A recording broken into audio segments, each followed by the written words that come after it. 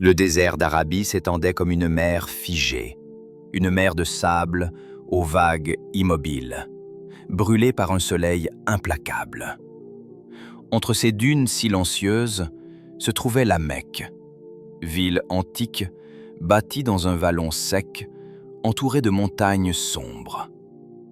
Les caravanes y passaient quotidiennement, chargées d'épices, de soie, d'or et de parfums.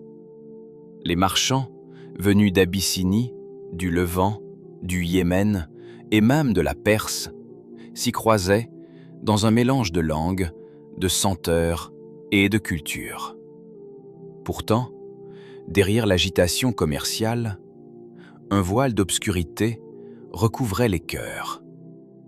La maison sacrée, la Kaaba, se dressait toujours au centre de la ville, mais elle n'était plus ce qu'elle avait été. Autour d'elle, 360 idoles de pierre étaient alignées, gardées, honorées, parées de tissus colorés et d'ornements.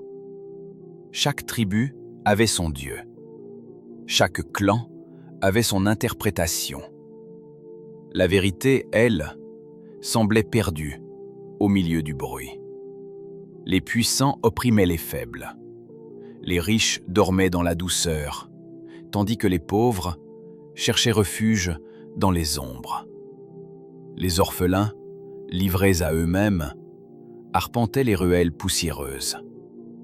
Les filles nouveau-nées, parfois enterrées vivantes, n'avaient pas même le droit de respirer plus qu'un instant.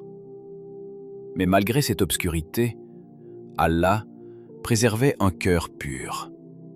Un homme, différent des autres, circulait dans les rues sans jamais lever la voix. Il ne participait ni aux injustices, ni aux débauches, ni aux idolâtries.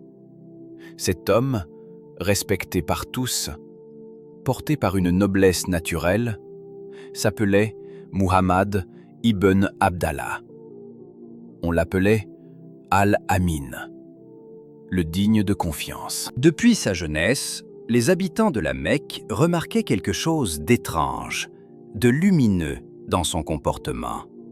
Il ne mentait jamais, il ne trahissait jamais. Même les ennemis reconnaissaient sa droiture. Les commerçants le sollicitaient pour garder leurs biens, les voyageurs pour arbitrer leurs querelles. Son regard, doux mais ferme, reflétait une profondeur que peu comprenaient. Il observait le monde autour de lui, avec tristesse et réflexion.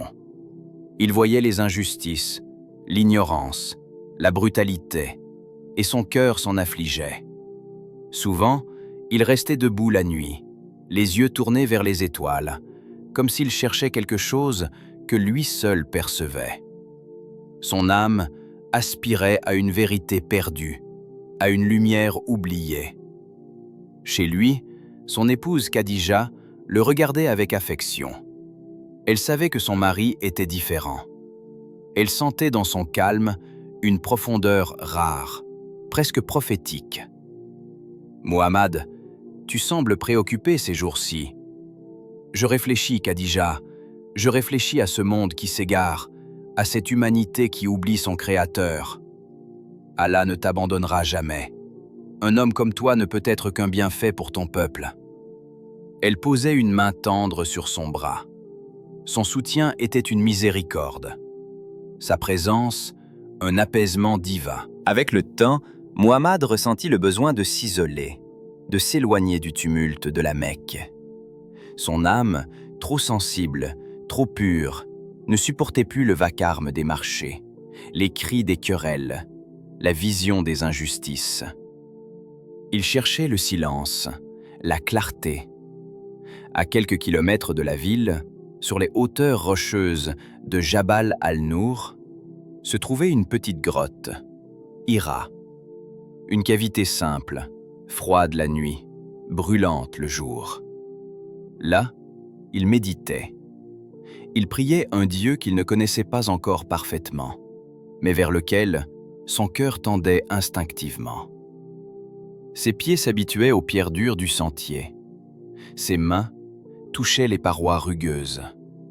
Ses yeux fixaient l'horizon désertique, où le soleil se couchait derrière les montagnes, comme une braise s'éteignant.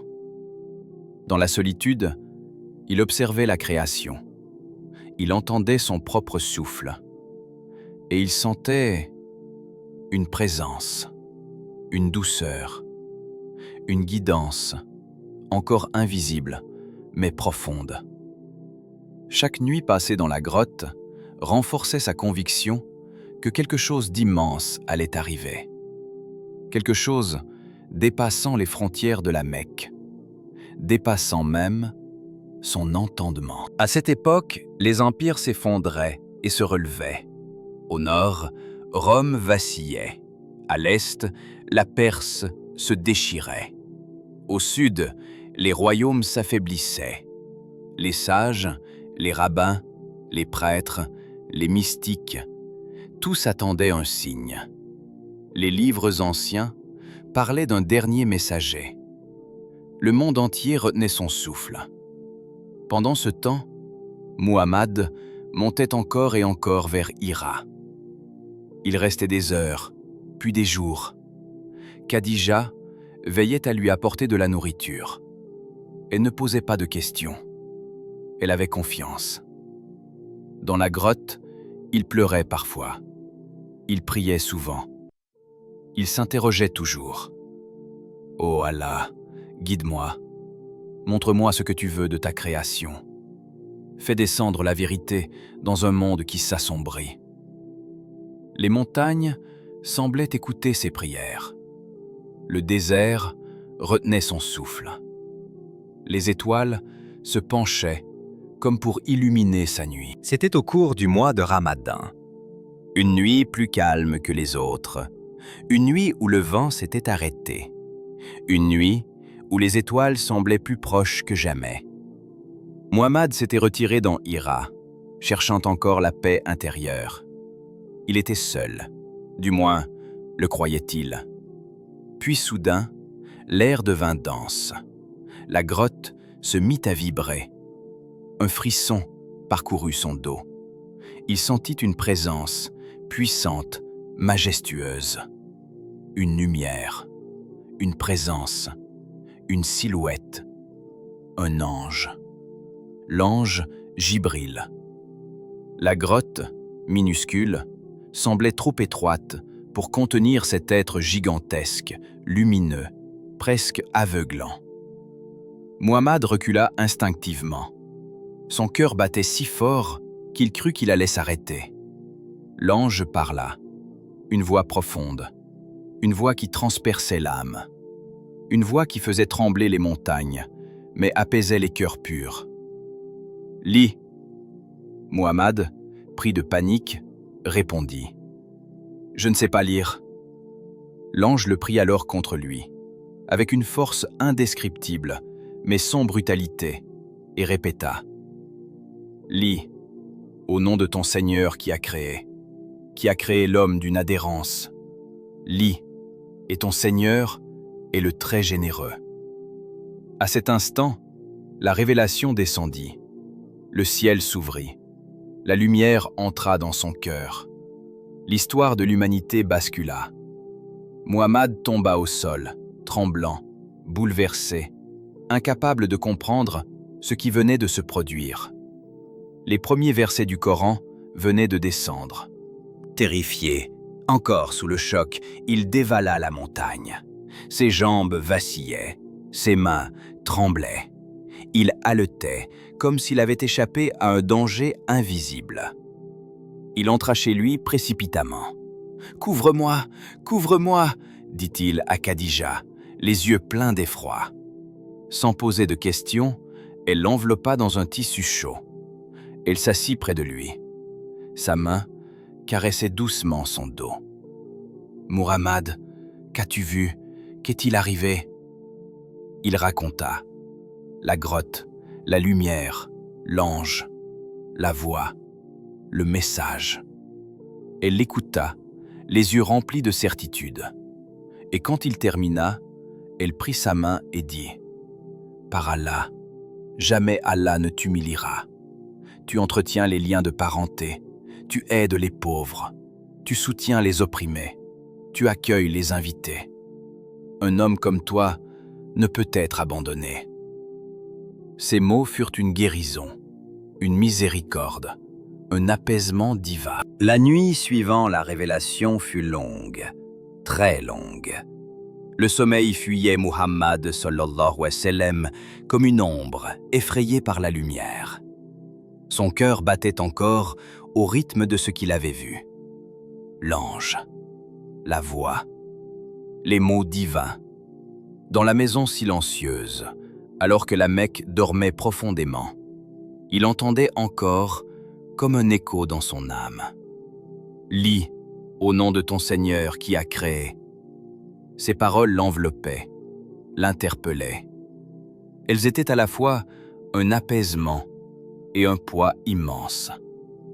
Un honneur, mais aussi une responsabilité plus lourde que les montagnes. Khadija dormait doucement à ses côtés, son visage éclairé par la lune qui filtrait à travers la fenêtre. Muhammad sallallahu alayhi wa sallam, lui, fixait le ciel. Il observait les étoiles et se demandait « Pourquoi moi? Pourquoi maintenant? Comment annoncer cela à un peuple qui refuse même la justice la plus simple ?» Son cœur tremblait, non pas de peur, mais de conscience, de gravité, du poids de la mission. Le matin venu, Khadija se réveilla et vit son mari plongé dans ses pensées. Elle s'assit près de lui, posa une main rassurante sur son bras. « Tu n'es pas seul, Muhammad.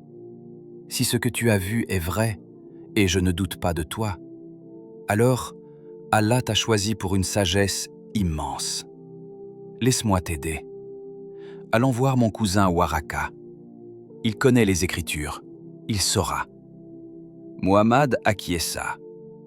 Il connaissait la sagesse et la droiture de Waraka ibn Naufal, un homme âgé qui avait étudié la Torah et l'Évangile. Ils s'y rendirent. Waraka écouta attentivement, les yeux brillants, presque humides. « Ce que tu as vu, c'est le Namous que Dieu a envoyé à Moïse. Ô Muhammad, tu es le prophète de cette communauté. » À ces mots, Muhammad sallallahu alayhi wa sallam baissa les yeux, encore submergé. Waraka ajouta, la voix tremblante, « Si seulement je pouvais vivre encore, pour te soutenir lorsque ton peuple te rejettera. Car oui, ils te rejetteront. Aucun homme n'a apporté un message semblable sans être combattu. » Ces paroles glissèrent dans l'âme du prophète comme une vérité amère. Son cœur, pourtant, s'apaisa. Il comprit. Il accepta. Les jours qui suivirent furent étranges. La révélation ne revint pas. Le silence, le vide. Muhammad se demandait si ce qu'il avait vécu allait se répéter, s'il avait été choisi vraiment, ou si tout cela n'était qu'un moment exceptionnel. Les nuits étaient longues, les journées lourdes. Le doute effleurait parfois son esprit. Mais la certitude restait ancrée au fond de son cœur. Un matin, alors qu'il marchait dans les ruelles de la Mecque, le ciel s'ouvrit à nouveau. La lumière descendit. Une voix résonna.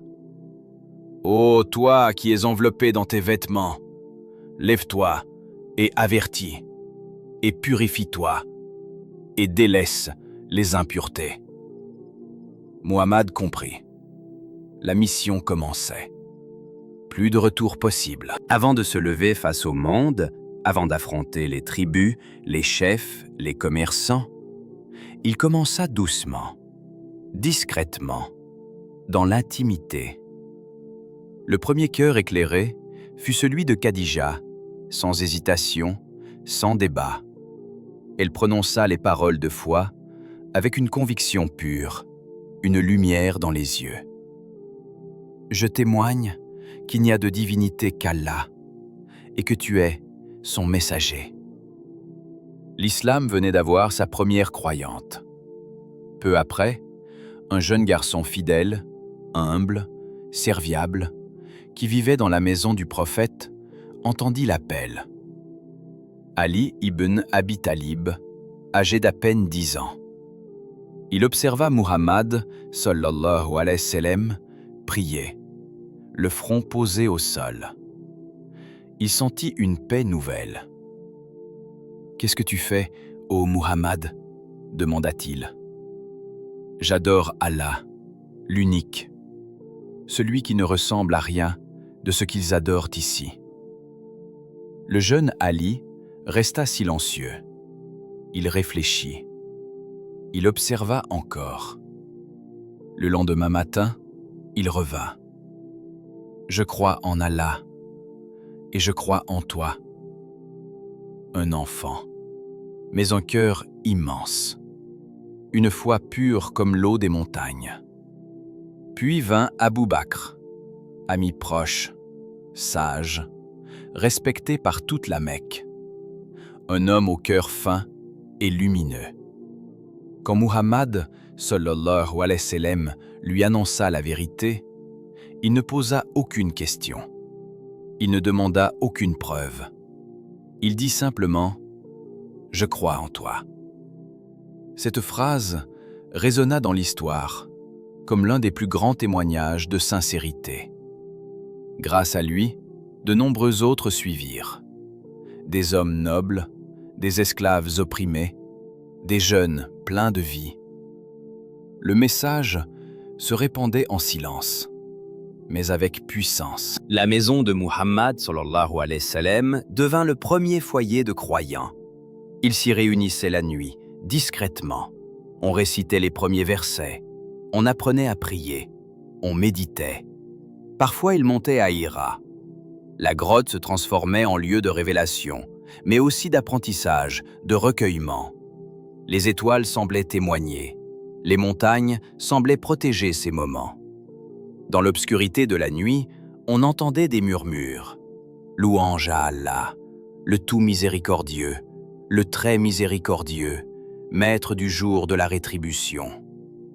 C'était la naissance de la prière, la naissance de la communauté, la naissance d'une lumière qui ne s'éteindrait plus jamais. Pendant 3 ans, Muhammad sallallahu alayhi wa sallam prêcha en secret. Les croyants augmentaient, la foi se répandait. Les versets descendaient, la lumière s'installait dans les cœurs.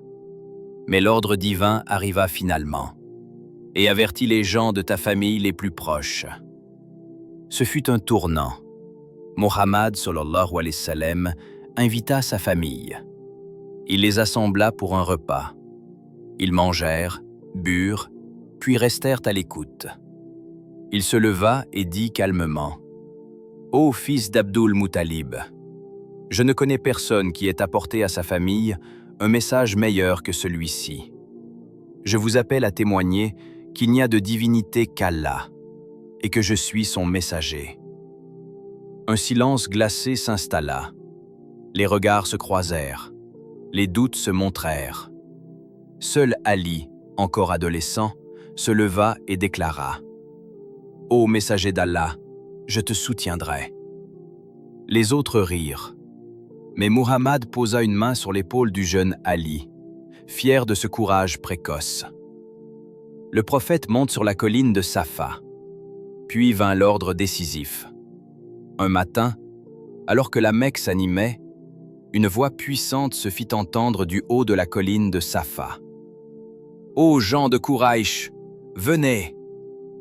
Les marchands levèrent la tête. Les femmes sortirent. Les enfants coururent. Les anciens s'approchèrent. Toute la ville se rassembla. Muhammad sallallahu alayhi wa sallam se tenait debout, dignement, le visage éclairé par la lumière du matin. « Si je vous disais qu'une armée s'apprête à vous attaquer derrière cette montagne, me croiriez-vous » Tous répondirent « Oui, Muhammad, nous ne t'avons jamais trouvé menteur. » Alors il dit, la voix posée, ferme, « Je suis le messager d'Allah, envoyé pour vous avertir avant un terrible châtiment. Adorez Allah seul. Abandonnez les idoles. La foule resta figée. Puis Abu Lahab, son oncle, hurla. « Que périsses-tu pour cela? Est-ce pour cela que tu nous as réunis ?» Les gens se dispersèrent. La tension venait de naître. Le conflit commençait. La lumière avançait. Mais l'ombre se dressait. Les jours qui suivirent l'annonce publique sur la colline de Safa furent comme un tremblement silencieux qui secoua la Mecque. Les marchands parlaient, les femmes chuchotaient, les chefs se réunissaient en secret. Chaque ruelle, chaque marché, chaque maison évoquait ce qui venait d'arriver. Muhammad appelle à un Dieu unique. Muhammad critique les idoles. Muhammad dérange l'ordre établi. La Mecque n'était plus la même. Cependant, une autre transformation, plus profonde et invisible, avait lieu. Les cœurs commençaient à changer. Les âmes se tournaient vers la lumière. La foi s'installait, silencieuse, lumineuse, puissante. Mais face à cette lumière, l'obscurité se resserrait. Le début des persécutions. Les chefs de Quraïch ne pouvaient laisser ce message se diffuser. Ils menaçaient leurs privilèges, leur prestige, leur économie, leur pouvoir. Ils se réunirent autour de la Kaaba. Abu Jahl, le plus farouche opposant, ouvrit la discussion. Cet homme détruit nos traditions millénaires. Il divise notre peuple. Il s'attaque à nos dieux. Si nous ne l'arrêtons pas maintenant, nous ne le pourrons jamais. D'autres acquiescèrent. Les jeunes le suivent, les esclaves aussi. Cela devient dangereux. Nous devons intimider ses partisans. Utilisons la peur. Les décisions furent prises. Et les premières victimes furent les plus faibles, les esclaves. Bilal, le cœur plus libre que les chaînes. Bilal ibn Rabah, un esclave d'origine abyssine, avait un cœur pur et une sensibilité fine.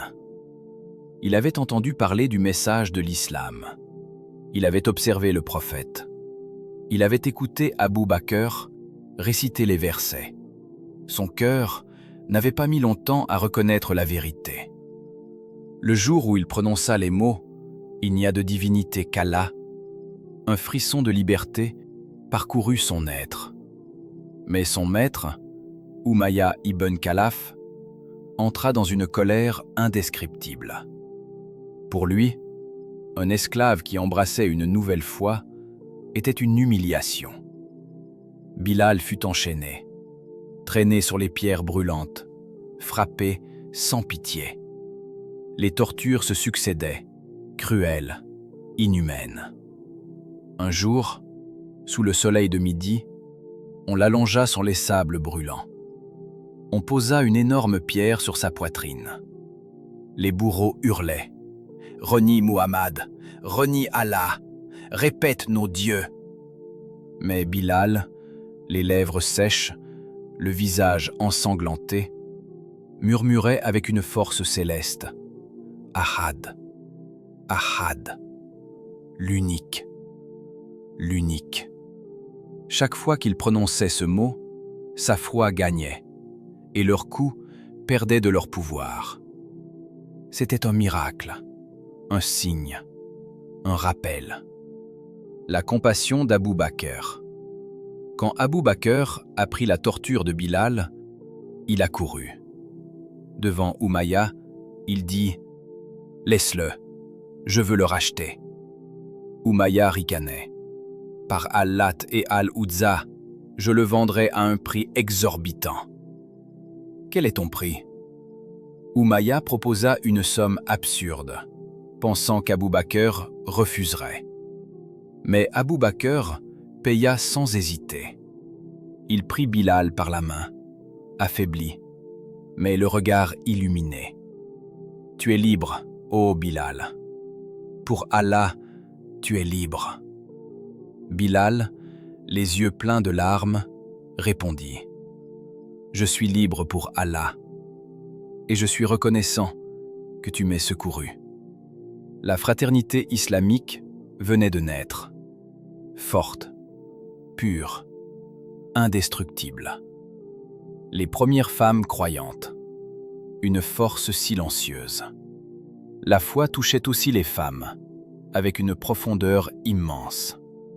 Soumaïa bint Kayat, l'une des premières musulmanes, femme de Yassir et mère d'Ammar, prononça la shahada avec une certitude inébranlable.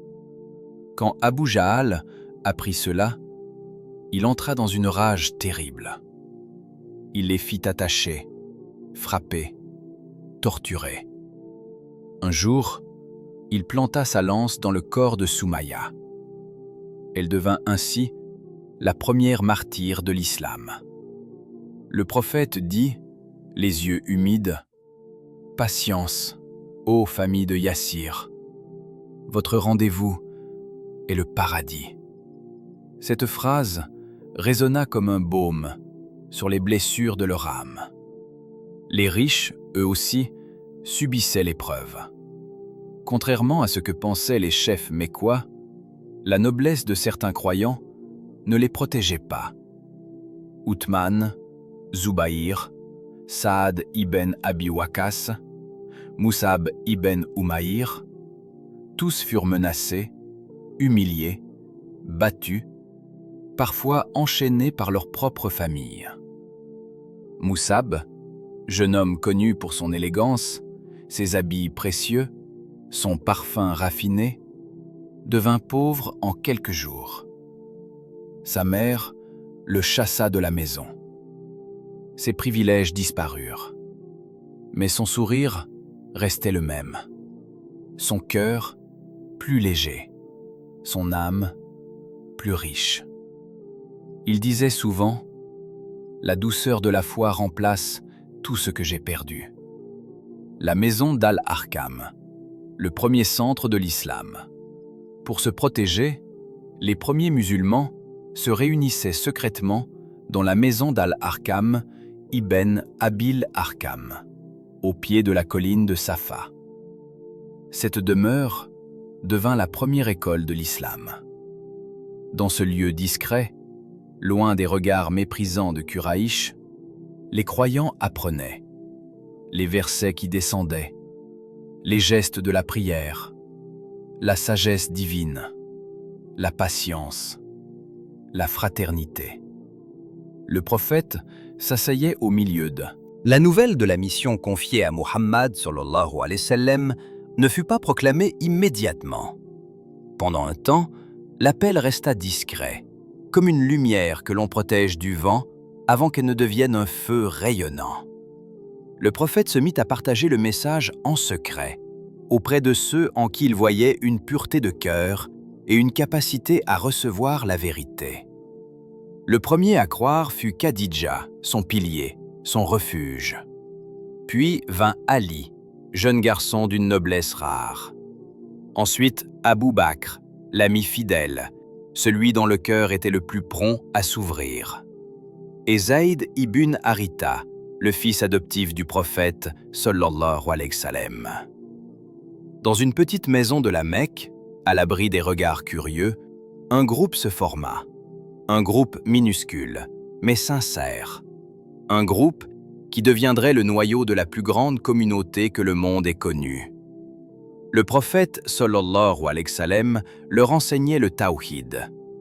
N'adorez qu'Allah, lui qui vous a créé, qui nourrit, qui protège, qui élève. Les cœurs frémissaient, les yeux se remplissaient de larmes, et les âmes retrouvaient une paix qu'elles avaient longtemps cherchée. Mais dans les rues brûlantes de la Mecque, un bruit commença à circuler. Au marché, près de la Kaaba, dans les ruelles étroites, les gens murmuraient « Muhammad dit qu'il n'y a qu'un seul Dieu. Il dit que nos idoles ne valent rien. Il prétend recevoir une révélation. » Les chefs de Quraysh se sentirent menacés. Leur prestige, leur richesse, leur influence, Tout dépendait de la Kaaba, des pèlerins et de leurs idoles. Abu Jahl, dont le cœur était dur comme la pierre, déclara un jour « Si Muhammad continue, il détruira nos traditions. Nous devons l'arrêter. » La tension monta. Les chefs de la tribu convoquèrent Abu Talib, l'oncle du prophète, sallallahu alayhi wa sallam. « Ton neveu insulte nos dieux.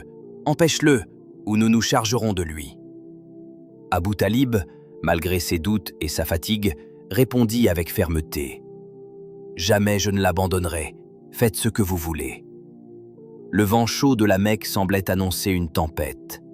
Malgré l'opposition, le prophète sallallahu alayhi wa sallam continua de prêcher ouvertement après 3 années de secret.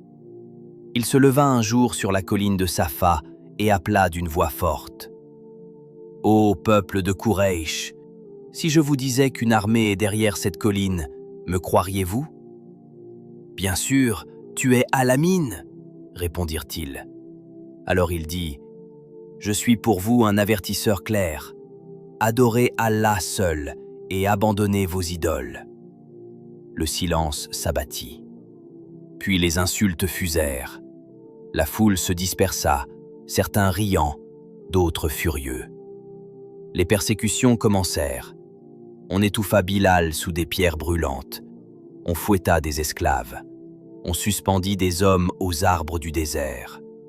On empêcha les nouveaux croyants de boire, de manger, de dormir. Mais malgré la souffrance, leurs lèvres murmuraient « Ahad, Ahad, Allah est un, Allah est un !»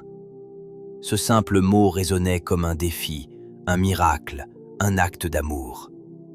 Un matin, Abou Bakr sortit de sa maison. Le soleil frappait le sol de son intensité habituelle, mais un cri attira son attention. Il courut et trouva Bilal, étendu sur le sol, une lourde pierre sur la poitrine, le visage défiguré par la douleur. « Renie Muhammad !» ordonnait Umayya, son maître. « Ahad, Ahad !» répétait Bilal, sa voix brisée. Le cœur d'Abou Bakr se serra. « Combien pour lui ? Laisse-le, je l'achète. » Umayya sourit d'un air cruel. « 10 pièces d'or !» Abou Bakr ne discuta pas. Il les donna toutes. Puis il aida Bilal à se relever. Bilal pleurait. Abou Bakr aussi. Ainsi fut libéré le premier muezzin de l'islam. Un soir, alors que la Mecque dormait, Muhammad méditait sous le ciel étoilé. Le vent semblait porter des murmures invisibles. Les montagnes noires entouraient la ville comme des gardiennes immobiles. Il leva les yeux vers les étoiles et murmura « Ô Seigneur, c'est toi qui guides les cœurs. Donne-moi la force de porter ton message. » Soudain, une paix immense descendit sur lui, comme si les cieux l'embrassaient, comme si les anges écoutaient. Jibril vint à lui et lui récita des versets. « Supporte avec patience ce qu'ils disent, et éloigne-toi d'eux avec noblesse. » Son cœur se raffermit. Malgré la haine de Quraysh, malgré la violence, malgré les complots, le message avançait. Chaque fois qu'une personne se convertissait, c'était comme une lumière qui s'allumait dans l'obscurité. Ammar et ses parents, Soumaïa et Yassir, Fatima bint al-Khattab, Arkam ibn Abi al-Arkam. Un jour, Umar ibn al-Khattab, l'un des hommes les plus redoutés de la Mecque, partit pour tuer Muhammad, sallallahu alayhi wa sallam, furieux de voir l'islam se répandre. Mais Allah change les cœurs. En entendant les versets du Coran chez sa sœur, Umar tomba à genoux et dit « Conduisez-moi vers Muhammad, je viens embrasser l'islam. » Ce jour-là, la force de